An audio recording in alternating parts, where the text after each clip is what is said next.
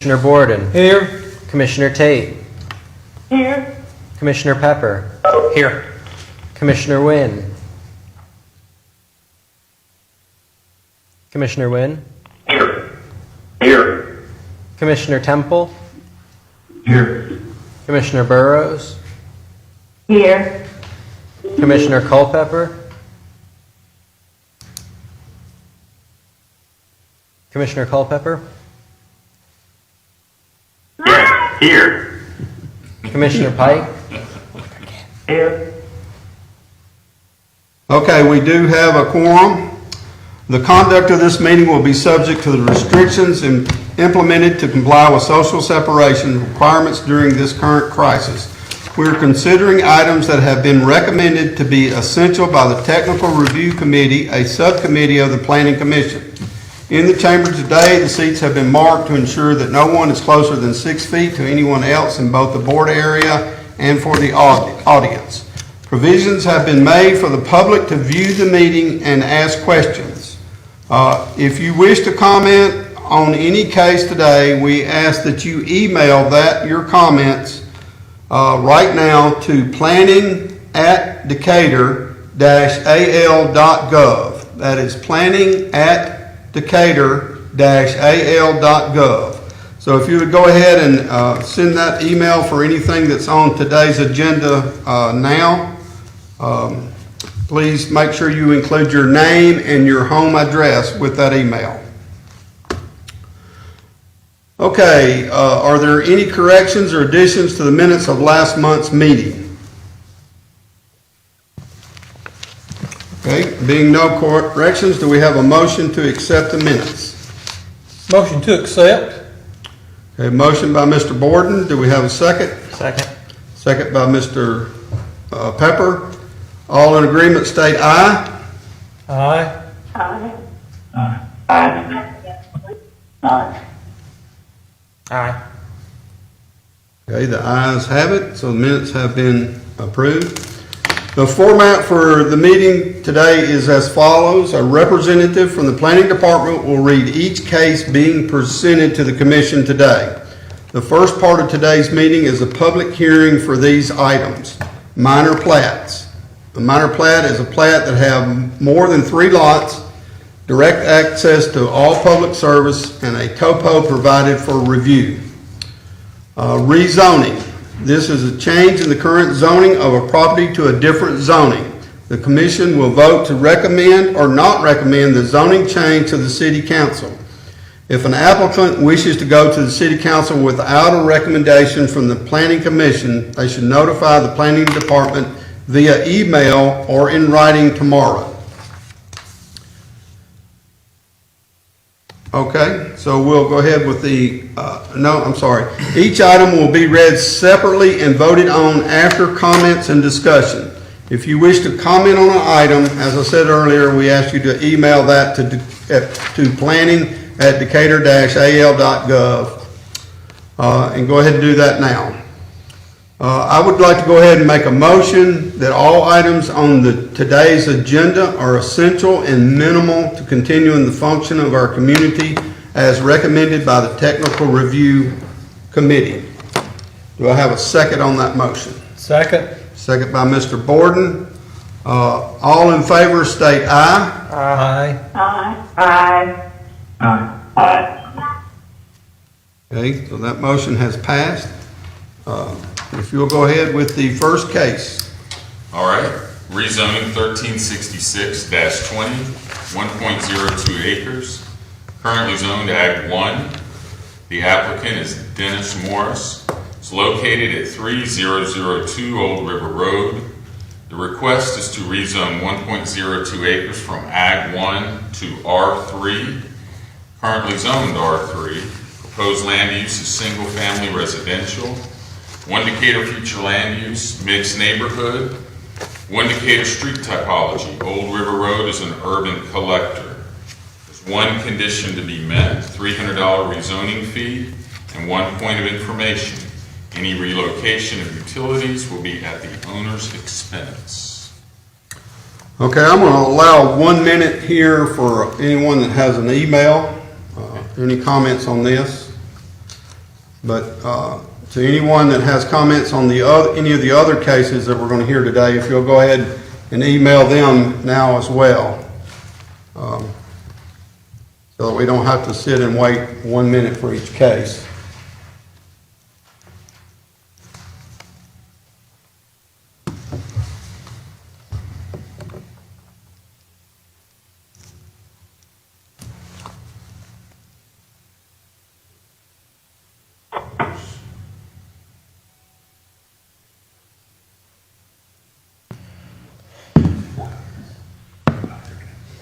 I think I step outside. Okay, let the record show that Mr. Pepper is excusing himself. Okay. Okay, No emails. we have no emails, so, and there's no one here to make a comment. So, do we have a motion to recommend approval? Motion to approve. Commissioner Pike approve. Commissioner Pike second. Okay. Motion by Mr. Borden, second by Mr. Pike. Any discussion from the commission? Okay, please call the roll. Commissioner Lawrence, Yes. Commissioner Borden, Yes. Commissioner Tate, Yes. Commissioner Wynn, Yes. Commissioner Temple, Yes. Commissioner Burrows, Yes. Commissioner Culpepper.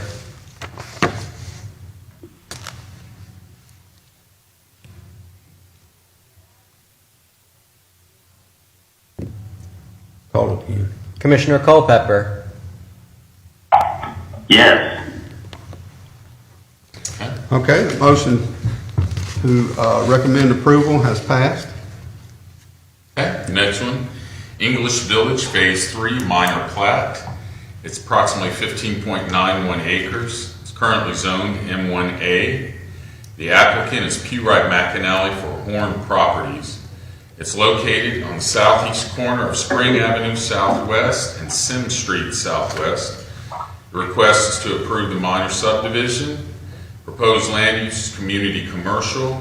1 Decatur future land use community commercial. 1 Decatur street typology. Spring Avenue Southwest is a minor arterial. There are 2 conditions to be met. 1, recording fees and certified letter fees. And 2, signed request letter. 1 point of information. Any relocation utilities will be at the owner's expense. Okay, and do we have any emails? No, not so far. No, sir. Okay. You want to give a minute? Are we minuting? Yeah, I think I've said to go ahead and email, so we'll just move on through. I'll just state that one more time. If you have a comment for any case we're hearing today, go ahead and email to planning@decatur-al.gov. So, do we have a motion to recommend approval? Motion to approve. A motion by Mr. Borden. I'm sorry, second. Tate. A second by Ms. Tate.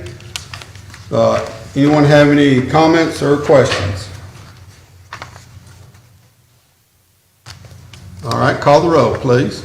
Commissioner Lawrence, Yes. Commissioner Borden, Yes. Commissioner Tate, Yes. Commissioner Wynn, Yes. Commissioner Temple, Yes. Commissioner Burrows,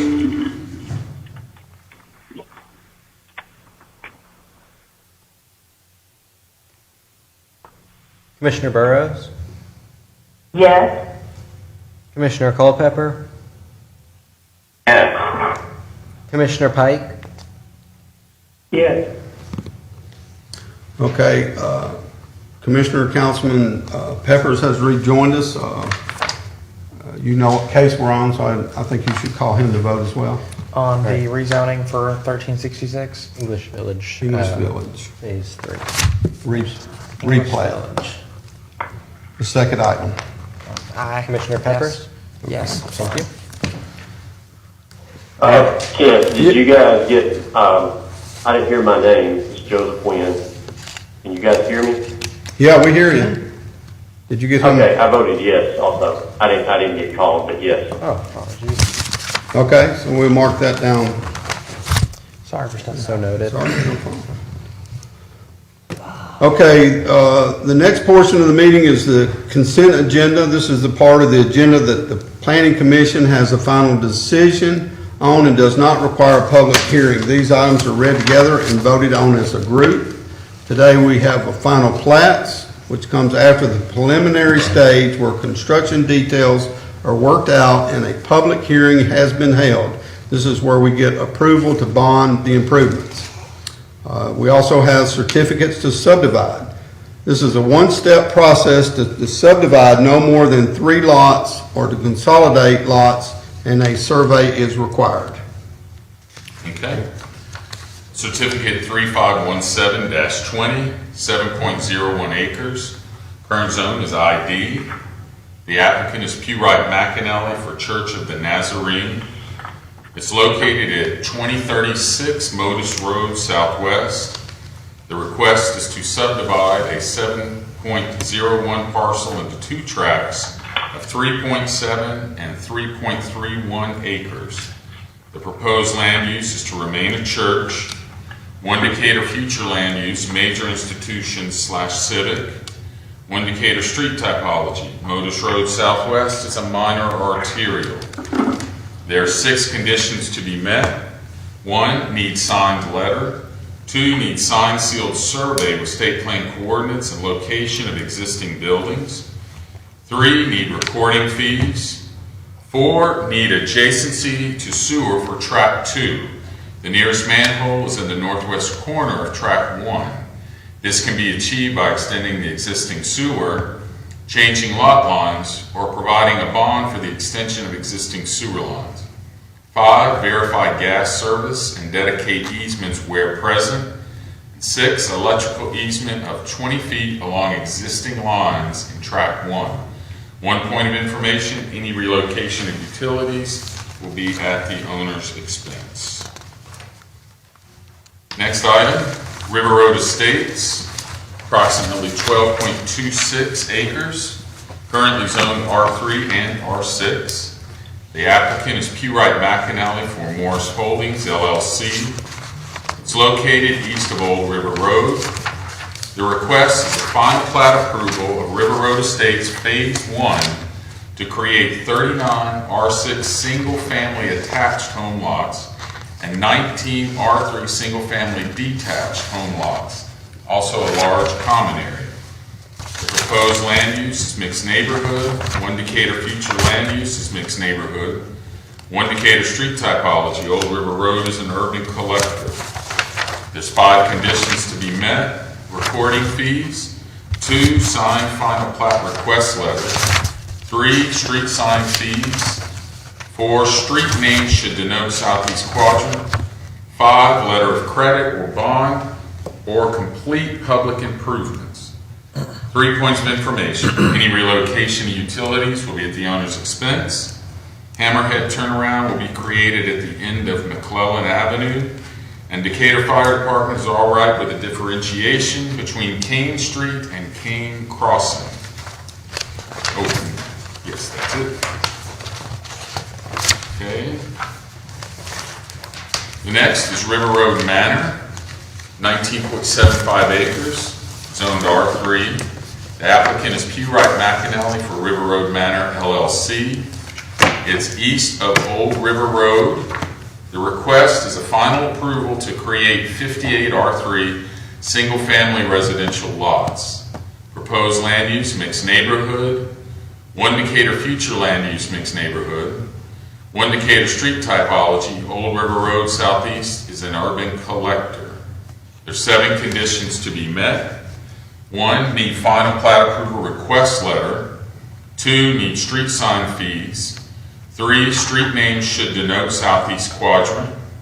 4, need temporary turnarounds on Joseph Drive and Lisa Lane. 5, provide bond for the completion of or complete public improvements as shown. 6, the plat note stating that lots along Old River Road shall not have access to Old River Road else they will be subject to double front yard setbacks. 7, sewer extension to the northern property line shall be preserved in a plat note acceptable per discussion with P. Wright McAnally. 2 points of information, any relocation of utilities will be at the owner's expense, and the other is a plat note stating the lots on Old River Road. Okay, do we have any emails on any of these cases? No, sir. Okay, so do we have a motion to approve? Motion to approve. Second. A motion by Mr. Borden, second by Mr. Pepper. Any discussion? I would like to make a comment if they choose to, on Certificate 3517-20, one of their conditions that they could place a bond for the sewer improvements. And just to state where the commission is now, that these bonds are good for a year, and we're not in the acceptance of increasing them for the second year. That's something we have done in the past, but now, we don't really want to extend these bonds. So if they choose to go that way, we'd expect them to do that within the first year. Does that make sense? It does. Anyone else have any comments? Please call the roll. Commissioner Lawrence. Yes. Commissioner Borden. Yes. Commissioner Tate. Yes. Commissioner Pepper. Yes. Commissioner Wynn. Yes. Commissioner Temple. Yes. Commissioner Burrows. Yes. Commissioner Culpepper.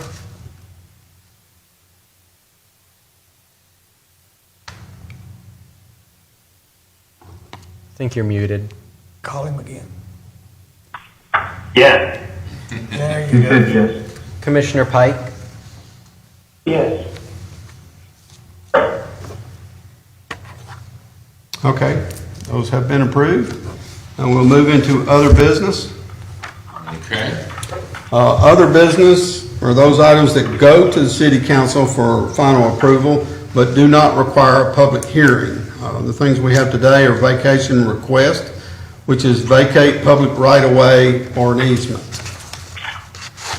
All right, first one is vacation 523-20. It's 0.95 acres, currently zoned R3. The applicant is P. Wright McAnally from Morris Holdings, LLC. It's located east of Old River Road. The request is vacation of sanitary sewer easement. Proposed land use residential medium density. One Decatur future land use mixed neighborhood. One Decatur street typology, Old River Road is an urban collector. There are 3 conditions to be met. 1 is signed vacation packet. 2, show right-of-way on Old River Road. And 3, this vacation is subject to recorded easement of current sewer line. 1 point of information, any relocation of utilities will be at the owner's expense. Okay, do we have an email on this request? No, sir. Do we have a motion to approve? Motion to approve. Okay, or let me restate that. A motion to recommend to the council to approve. So motion by Mr. Pepper, Second. second by Mr. Borden. Any discussion? Call the roll, please. Commissioner Lawrence. Yes. Commissioner Borden. Yes. Commissioner Tate. Yes. Commissioner Pepper. Yes. Commissioner Wynn. Yes. Commissioner Temple. Yes. Commissioner Burrows. Yes. Commissioner Culpepper. Yes. Commissioner Pike. Yes. Okay, that has been approved or recommended to the council. Okay. The last item is vacation 524-20. 90 square feet is the acreage. It's currently in an R5 zone. The applicant is P. Wright McAnally for Larry and Marita Monk. The location, it's lot 93B of replat of Vestavia Court, located at 900 Village Court Southwest. The request is vacation of a DUT easement, proposed land use residential patio home, 1 Decatur future land use residential medium-high density, 1 Decatur street typology. Village Court Southwest is a local street. There's 2 conditions to be met. 1, signed vacation packet. 2, vacation application. And there's 3 points of information. Any relocation of utilities will be at the owner's expense. 1 foot vacation is acceptable, but any more would cut into existing drainage infrastructure. And the 3rd is BOZA approved setback variances on this lot. Okay, do we have any emails? No, sir. Do we have a motion to recommend approval to the council? Motion approved. Motion by Mr. Okay, motion by Mr. Borden, second by Mr. Temple. Yeah. Okay. Any discussion? One thing, should the request say vacation of a portion of the DUT easement? Because we're not really vacating the whole easement. Right. It is just that 1 foot. So should we just add that to the request, the vacation of portion, a 1 foot, or just the word portion? Sounds Does that reasonable. make sense? Yes. That's what I would recommend. Okay. Any other discussion? Please call the roll. Commissioner Lauren, Yes. Commissioner Borden, Yes. Commissioner Tate, Yes. Commissioner Pepper, Yes. Commissioner Wynn, Yes. Commissioner Temple, Yes. Commissioner Burrows,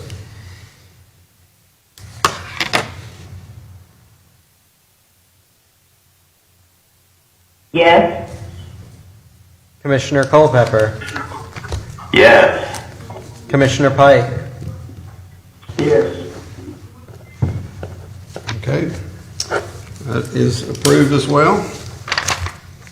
So that's the end of our agenda for today. Is there any other business to be brought before the commission today? Do we have a motion to adjourn? Motion to adjourn. Motion by Mr. Borden. All in favor, state aye. Aye. We are adjourned. Okay, now, I'm going to call us back into work session for those that can stay. I know Eddie's got about 5 minutes left here, but we'll go back to where we were. Ken, do you want to end? Yes, we need to end, well, it can stay, I don't really care. I mean, Okay. Just double check. really, they should be able to hear, so it doesn't matter. Okay. The 2 things that have been recommended so far was to also change the time from 6 a.m. to 11 p.m. to 12 p.m. on Friday and Saturday nights. And what was the other thing? 48 hours instead of 24. Oh, yeah, and a 48-hour approval. Let's see if I can find that. Do you know which one that's in, real quick?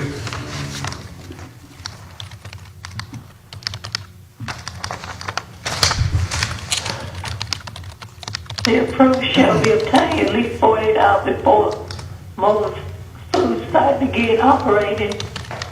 Which number is that, Francis? That's the under the 25, Yeah. 197. Okay. And That's No, it's Section further 8. down. There, on the second page. That's right. 25-197, Section 2A is where it's located. Okay, yeah, in section 2A, and change that to 48 hours. Okay, and then Eddie asked that we put in somewhere where the mayor could waive requirements, I guess is the way to say it, or someone could waive the requirements. just to clarify, what were the hours that were proposed for the new proposed hours of operation? Okay, Eddie, I think I said Friday and Saturday, but I'm okay with it every night. yeah, well, I read it Friday and Saturday, I read it 6 a.m. to 12 p.m. Friday and Saturday. Right now, The 4th of July is on Wednesday. yeah. Personally, I don't have a problem with 6 to 12 every day. Me too, I agree with that. Okay, well, then we're just gonna change it to that. Yeah, that'd be great.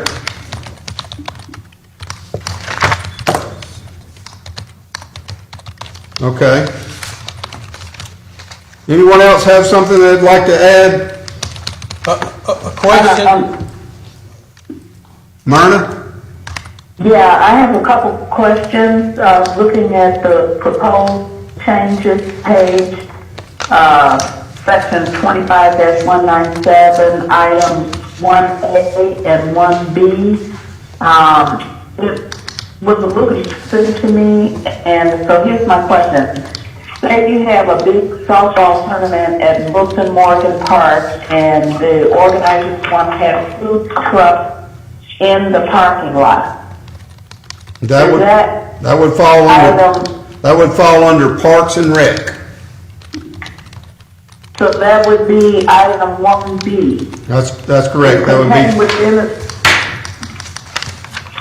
So the parking lot is within a city park, but it's not on, I wasn't sure if the parking lot was a public right of way.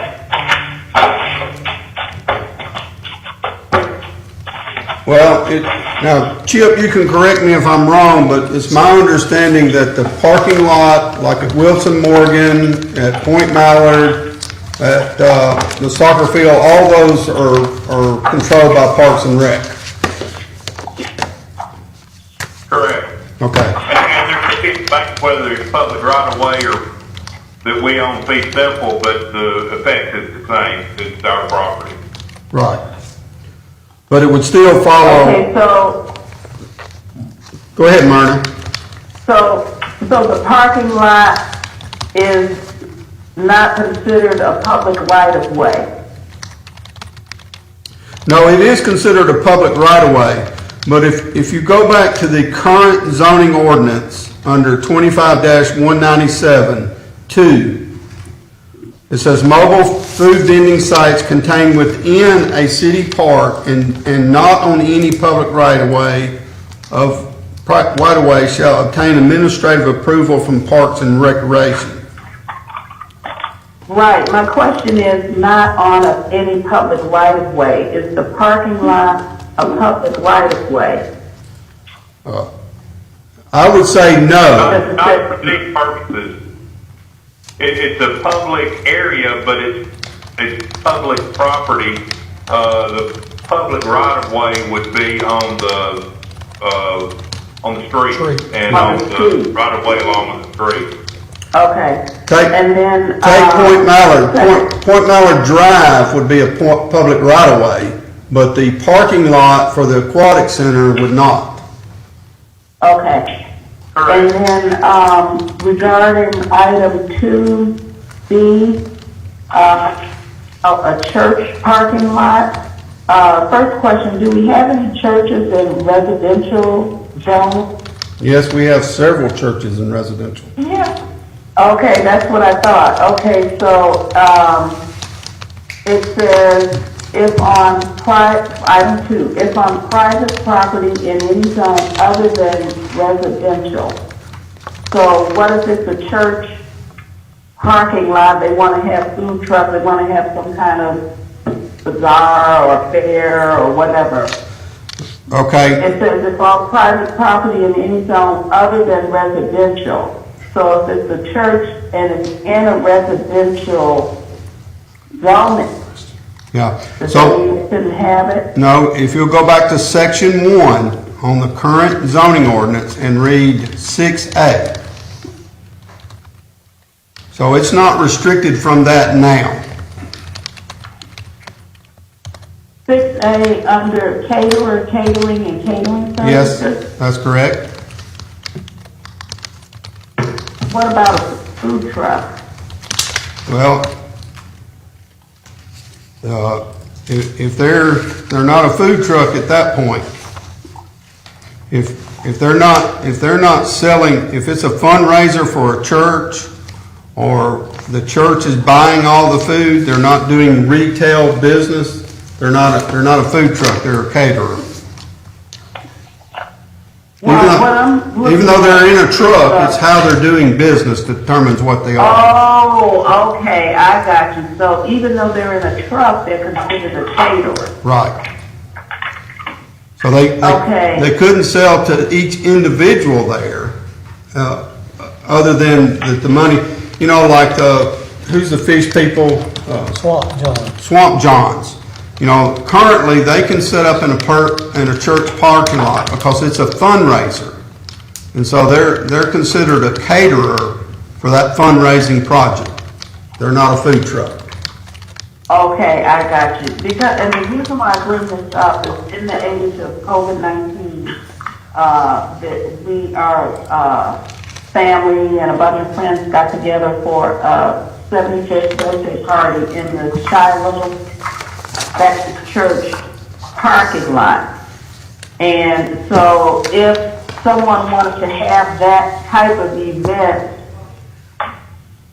where everyone is outside and they want to have food trucks in the parking lot, item B, 2B says shall be in conformity with current use of the business. Yeah. Does that mean in conformity with current use of the church? Well, no, the way I see that, you know, if it's a private event and they're not selling to each individual member, they can do that. But a church can't have a public event in their parking lot and sell to individual people. They could be, like right now, a church can hire a caterer to have a private event in their parking lot where they pay somebody to come feed all the church members and their guests in the parking lot. You can do that now. But you can't take a food truck in there to sell retail open to the public and where you're selling out of that truck to each individual. And our proposed change doesn't allow that either. So the church cannot have business to come in? Not unless they're having a special event. That's right. I mean, if they have the special event, they can have food trucks come in. Well, special event, I mean, you think community will come into it, invited to the special event. They still cannot have the food trucks. Not unless they have a special event permit. If they have a special event permit, they can do it. But they can't just hire a food truck and advertise for people to come to the parking lot and buy food. Without a permit? Without a special event permit.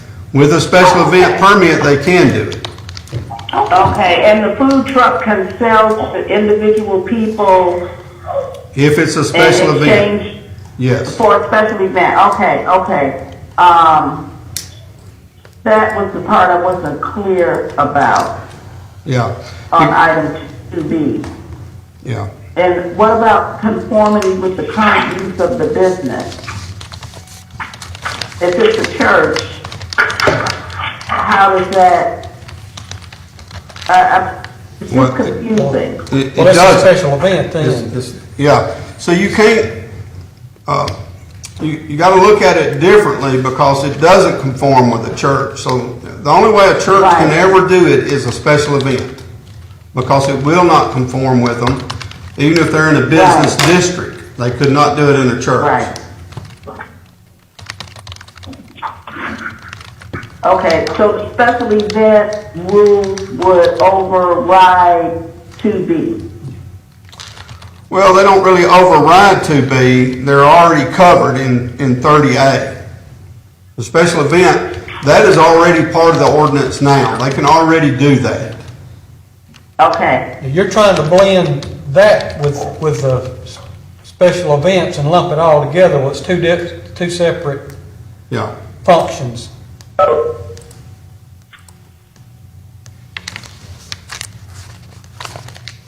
Ken, any follow-up question on that? There's not a maximum number of special events that can occur, is there?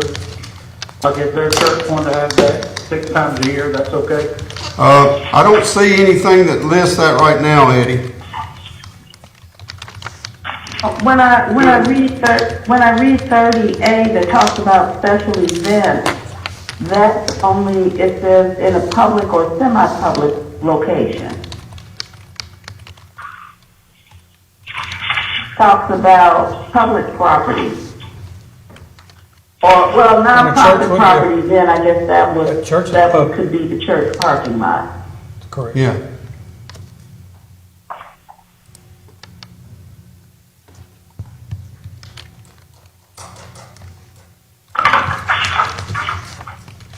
Well, but then before that, it says a special event may be held on public property. So what you're saying is 30A covers private property, such as a church. Chip, Chip, I know you're working blind unless you found a copy of this ordinance. It's ordinance 15-4230.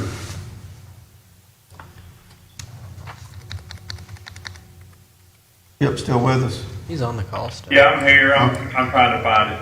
Okay. While we're waiting on him to look that up, does anybody have any other comments or additions they'd like to see?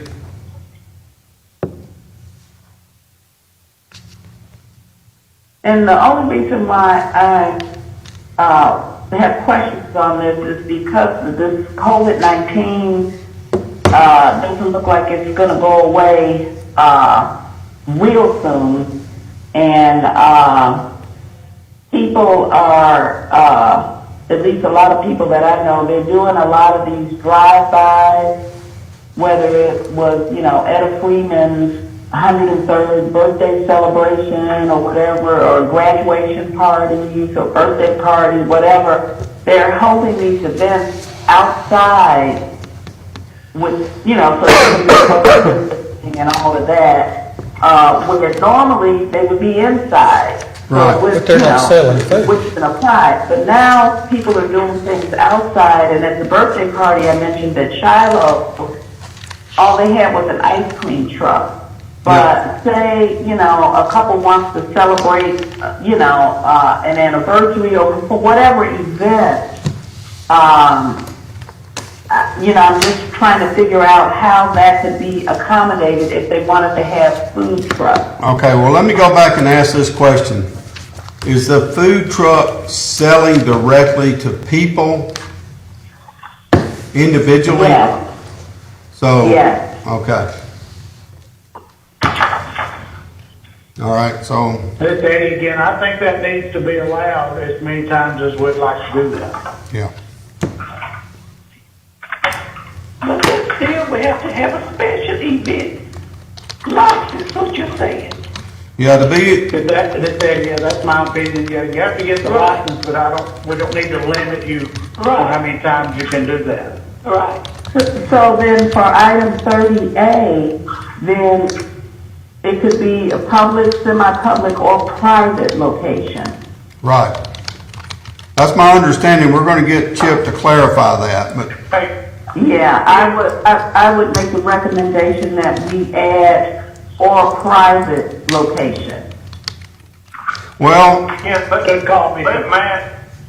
let Matt and Joseph compile that and send it to me, because I'm getting jumbled with all things. I think we're getting into special event liquor licenses and special events for food trucks.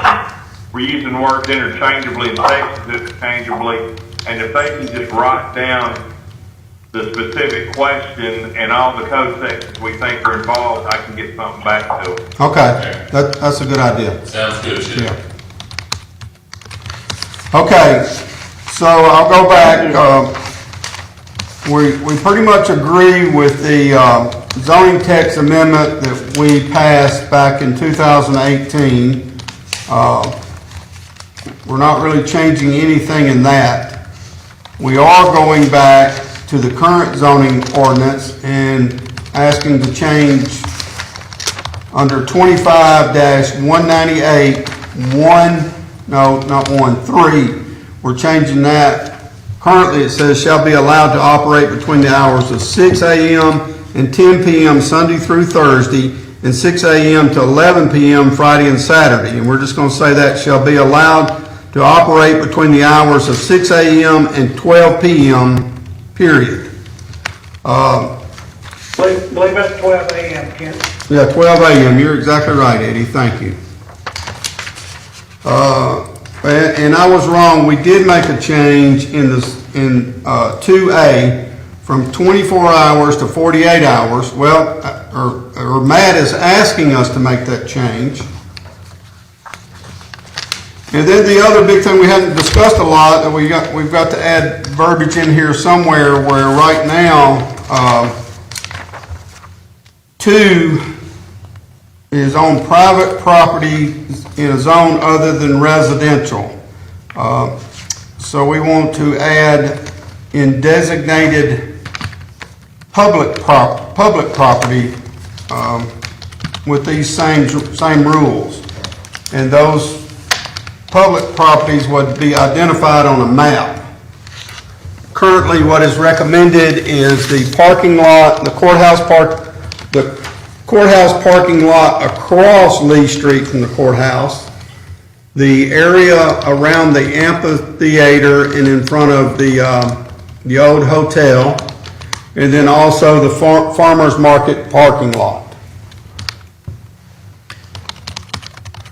Does anybody have any other things that they would like to add to that? Yeah, what are the current hours that the food trucks can operate again? Currently is 6 a.m. to 10 p.m. Thursday through Sunday, and 6 a.m. to 11 p.m. Friday and Saturday. But we're saying One extra hour longer on Friday, Saturday. Okay. But we're simplifying that and making it 6 a.m. to 12 a.m. Monday through Friday. Monday through Friday. Yeah, Monday through Sunday. Yeah, you're right. Monday through Sunday.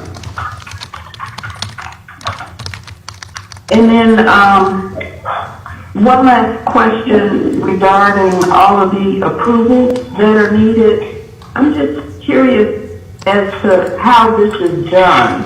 Do the people have to go in person to each one of these departments, or do they just send one email to everybody that has to give approval, the fire department, police department, revenue? The very first time, they have to go to every one of those departments themselves.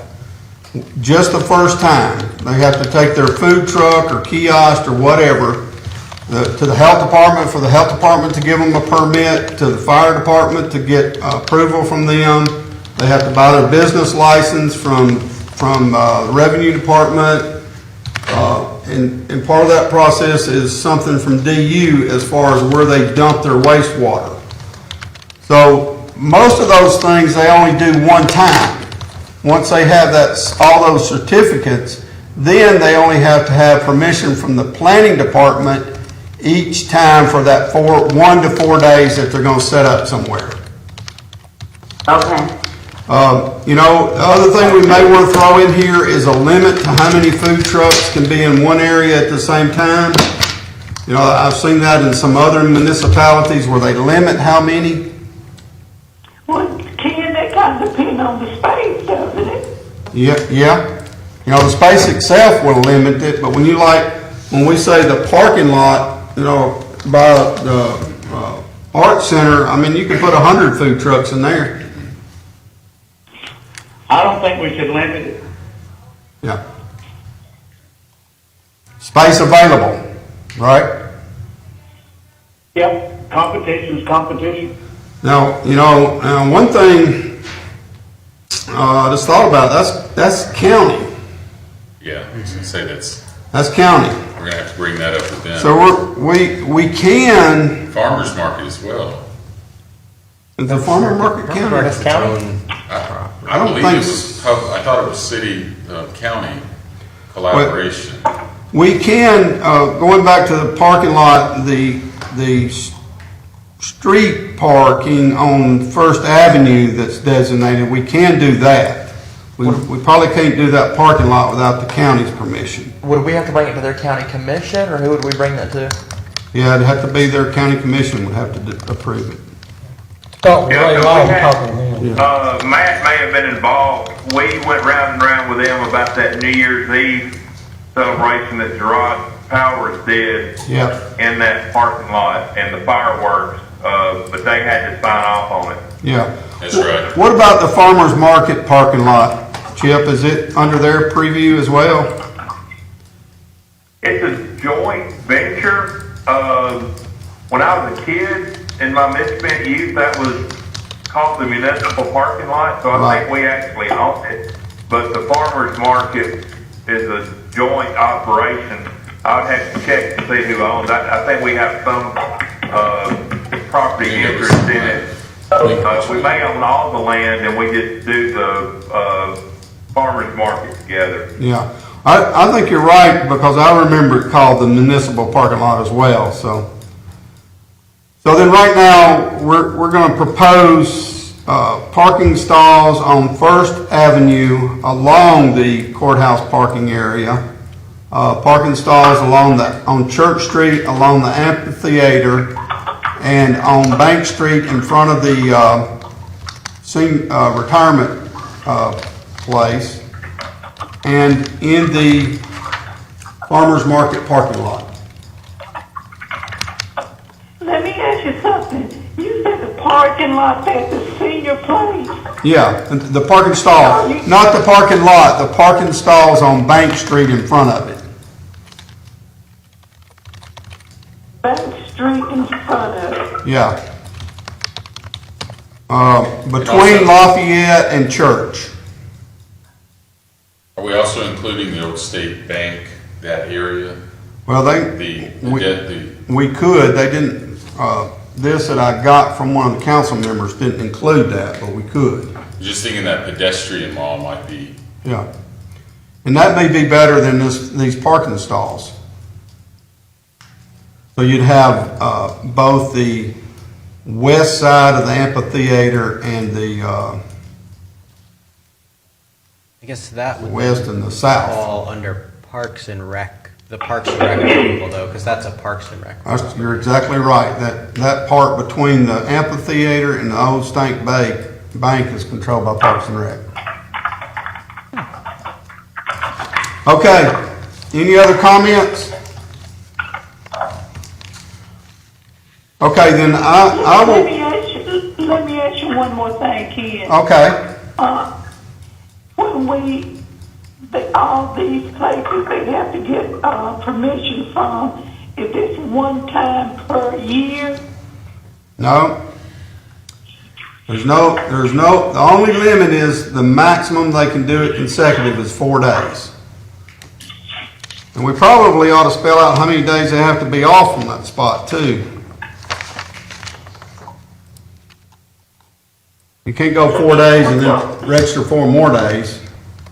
Well, what I'm saying is, okay, the church had an event this month, and they decide to do one 2 months from now. They got to go back and do all of these licenses, get these okay from all these people. Like the fire department, the health department. No, that's for the food truck itself.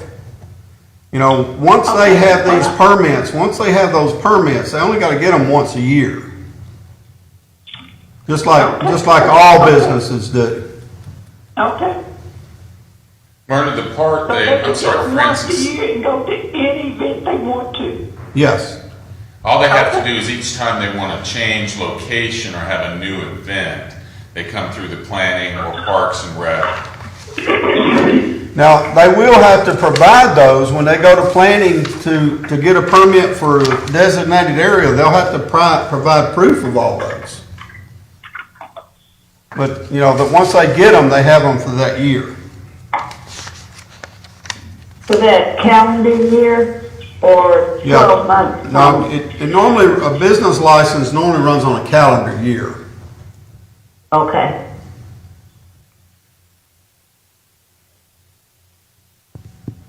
Everybody good with that? Okay. Okay, then this is how we'll proceed. Let me make clear. So once they get all those permits and everything, but they have to come back to planning every time they do a new event. That's correct. That they notify planning. That's right. And Within 48 hours. it says in here that they can do it for up to a year. Okay. They can do it on a weekly, monthly, or yearly basis. So if they want to schedule 4 days a week for every week out of that year, they can go ahead and get planning approval for that at one time, if they want to. Okay. I could see that being a problem too, though, because somebody could reserve it for the whole time and not May not use it, show up, right? not show up. That's right. But that's what it says now.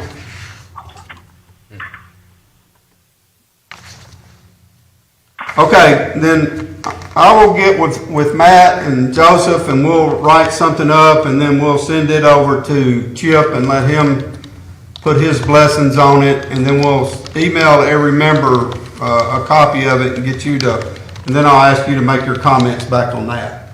And we'll see if we can, the process of this next would have to be on our agenda for us to vote on it, hold a public hearing, vote on it, to recommend it to the council. And, you know, we should be able to get this done by December unless we run into some roadblocks that we're not seeing right now. Okay? Everybody good with that? Okay. The only other thing I was going to bring up, I'm going to take a minute real quick, is last month I asked everybody to email their thoughts on accessory buildings. And, you know, we got good comments from most everybody on that. Seems like basically everybody's good with the height of the main structure. No more than the height of the main structure. And it seems like the majority of us would like to have a size restriction, whether it be 75% of the floor area of the main structure or something like that, but proposing some size limit. There is some discussion about whether we put restrictions on the material that it's built out of.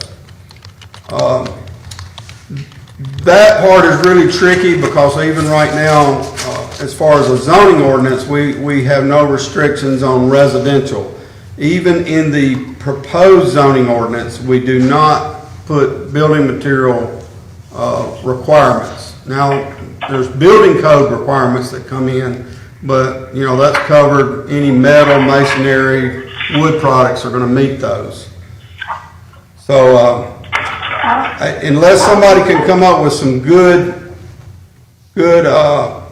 examples of what we want to put a restriction on it, but, you know, we can't just restrict metal buildings in general because, you know, most people have these little small storage buildings that are metal.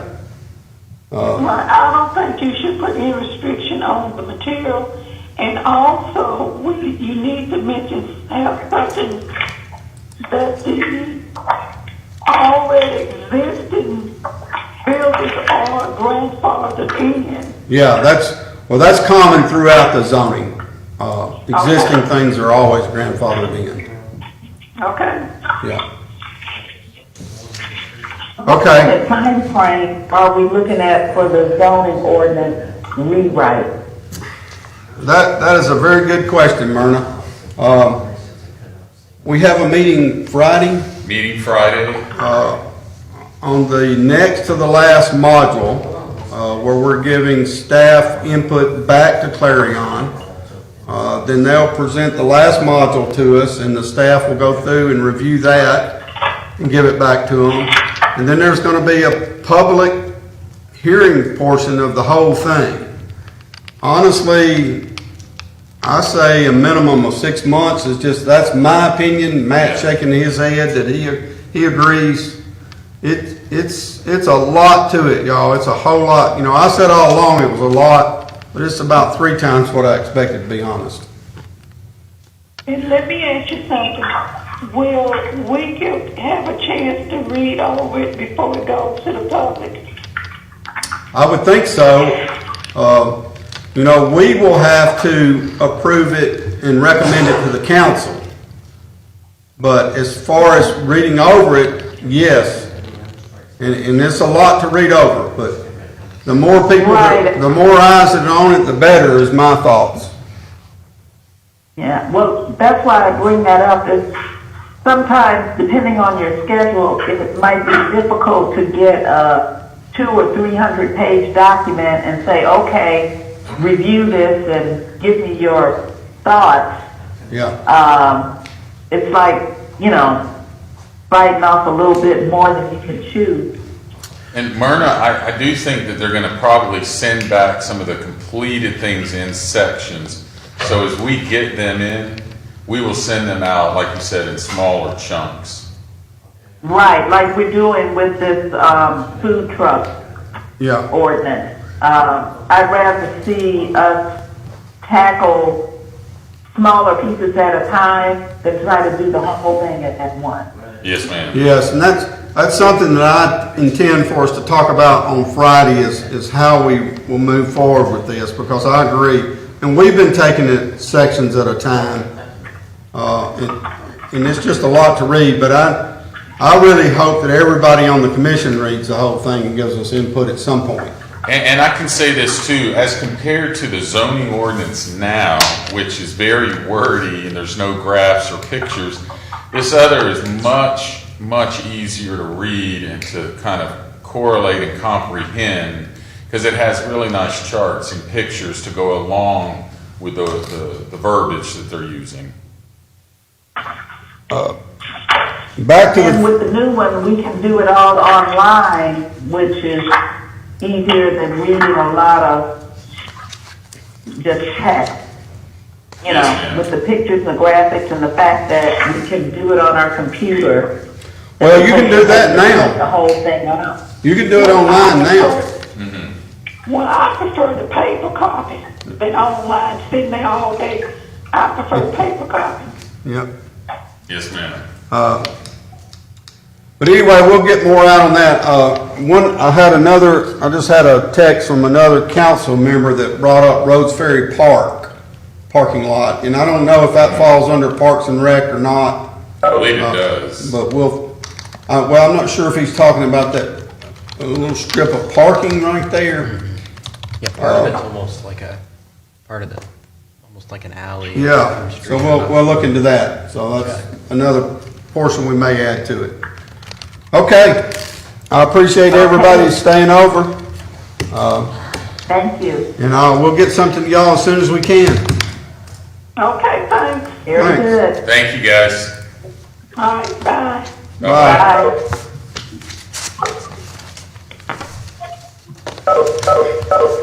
So the question is, do you want to start? Thanks for using WebEx. Limited into Visit our just website this place at and this place. You know, we forgot about that, but now we got to come back. So, Well, see, I think if the text reads that a map is available that shows places, the map can be changed without changing the text. yeah. And who's responsible for doing that? Council. Okay. The council, honestly, we can present whatever we want to the council, and they can do it.